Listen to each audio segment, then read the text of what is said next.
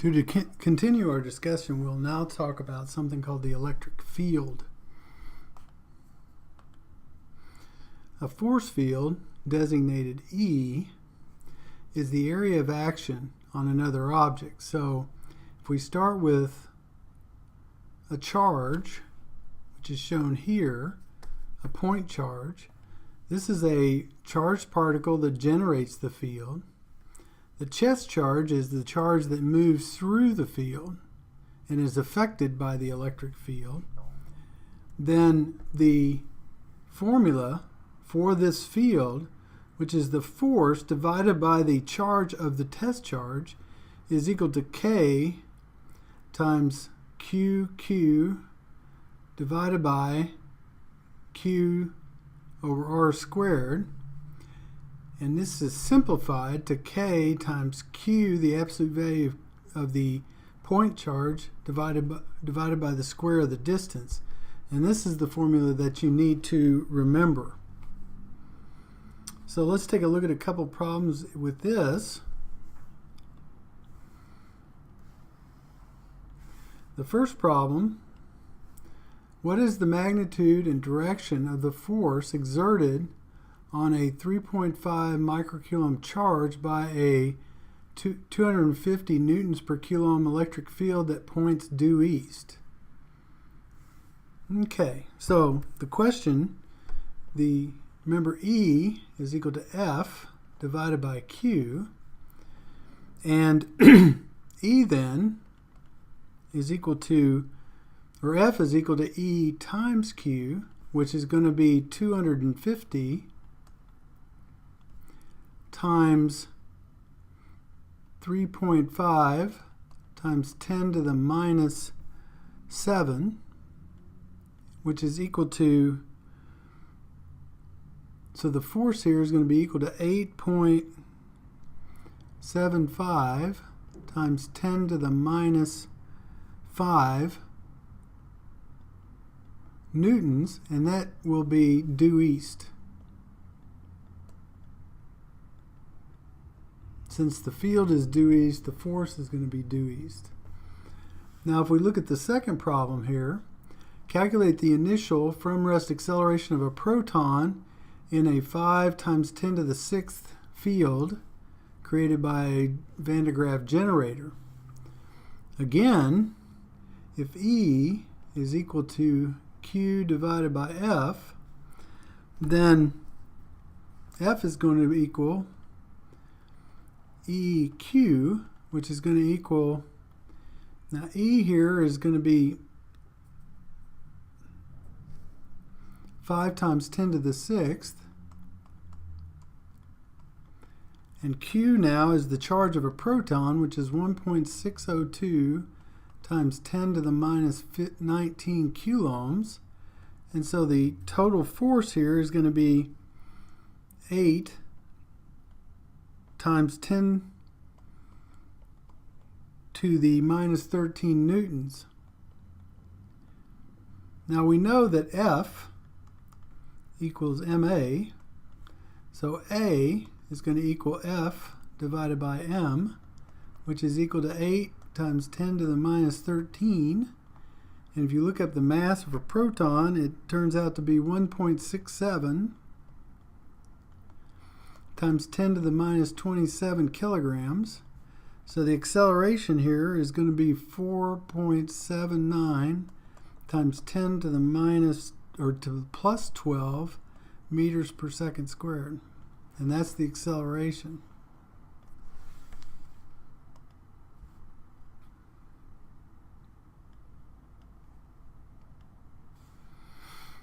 Now when we do fields, we draw what's known as field lines. And the intensity of the field is proportional to the number of field lines that are drawn. And by convention, a positive charge radiates field lines in the direction outward from the charge, and it's shown here as well. Negative charges will have field lines that are going toward the charge, And that's just a convention that has been set up over time. So for example, here we have an electrical field around 3 point charges. The first is a positive, and you see that the arrowheads go out at a certain intensity. The second is negative, same magnitude, so it's toward the middle here, and the number of lines, the density of lines, is the same. And then the third is a larger negative charge compared to the positive, therefore the density of the lines is greater, and again the arrowheads point toward the center. Now here we have a situation where we have two charges here and here, and they want to calculate what the resultant field is with two charges at 0. And at 0, and and when you do that, you end up with one field that's directed out this way. They're both positive. One field that's directed out this way. You end up working with these exactly the same way you would with the resultant force. You draw this, the resultant is the catacorder of this, and it ends up being you can calculate this using the Pythagorean theorem. Now here's a situation where you have two positive charges that would produce the resultant fields. When you draw fields that are two positive charges, you have to look and see that in this case, for example, if you're at point P, there's going to be an effect of both this charge and this charge. This is the effect of this charge, and this is the effect of this charge, and notice that it's longer, and the resultant is going to be just like when we did resultant forces. Similarly, if you're down here, this is going to be the result of this charge, and this is the result of this charge. Therefore, the resultant is in this direction. So the field lines begin from the positive charge and end with a negative charge. That's if you have two opposing charges. The number of field lines is always proportional to the magnitude of the charge, and the strength of the field is proportional to the closeness, the number of lines per unit area of the field lines. And so in this area, the field is stronger than in this area because these lines are closer together. The direction of the field is tangent to the field line at any point. So the direction of the field is tangent at any point along, in this situation, it's going to be tangent to this.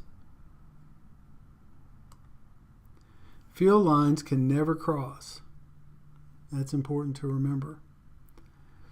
Now here you have two situations, one in which you have opposing two similar charges, one in which you have charges that are together.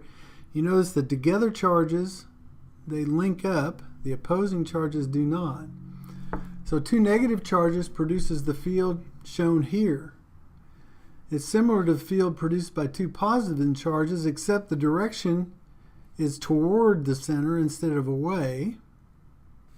The field is clearly weaker between the two charges than it is over here. The individual forces on the test charge in that direction would be opposite. Okay, now you have two opposing charges and they produce a field which is stronger in the area between the two charges. So when they're opposing, it's stronger in this area. When they're the same, it's weaker. We're going to finish up with this problem. There are two more problems on the slides which are more complicated that you're more than welcome to take a shot at, but I'm going to just finish up with this problem, and we're going to do part B here, which is if you have this configuration on this line, what is the total field strength at this point right here? So let's take a look at how we would do that.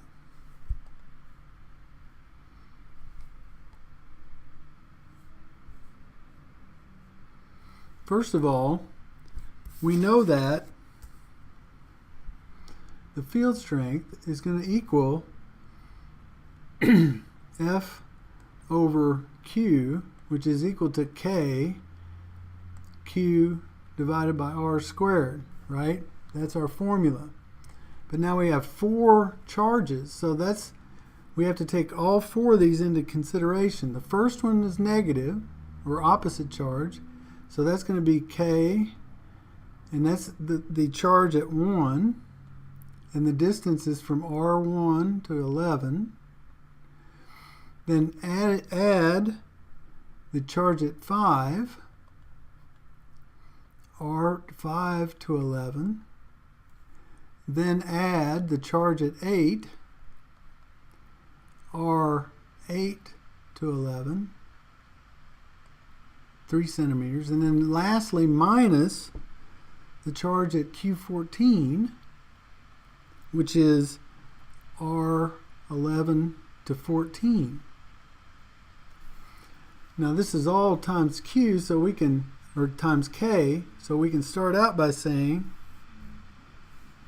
it's going to be K, which is 8.988 times 10 to the 9th times this first one here is 2 times 5, or 10, times 10 to the minus 9, divided by the distance here, which is 1/10 of a meter, 10 centimeters squared, plus the second one, which is 1 times 5, or 10 to the minus 9, divided by, and this distance is 6 centimeters, or 0.06 squared, plus, then here, that's going to be 3 times 5, or 15, times 10 to the minus 9, divided by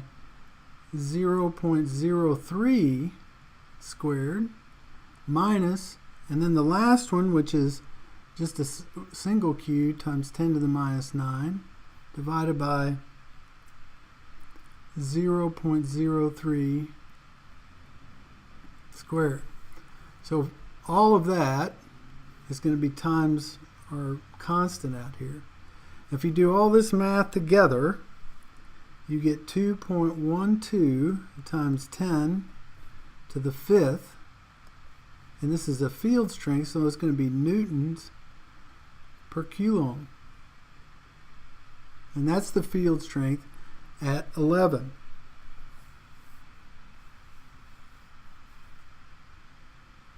As I said, there's a couple more problems here that we can work on in class if you decide you want to do it. We have one here where the question is, we have a symmetrical arrangement, and A and B, both of those are minus 1 microcoulomb, C and D are plus 1 microcoulomb, and you want to know what the field strength in the middle here is.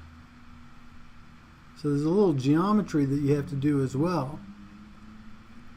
So if Q, you have to, and this is going to be 5 centimeters on a side, so each of these are in the corners, the actual corners, and you want to calculate the field strength in the middle here. The other question is, here you have an equilateral triangle, and each of these is 25 centimeters apart. The question is, what's the field strength in the center of this triangular if A is 2.5 nanocoulombs, B is minus 8 nanocoulombs, and C is 1.5. And you might want to give those two a try. For the sake of time, I didn't decide to do that because it takes about 5 minutes to do each one of these. And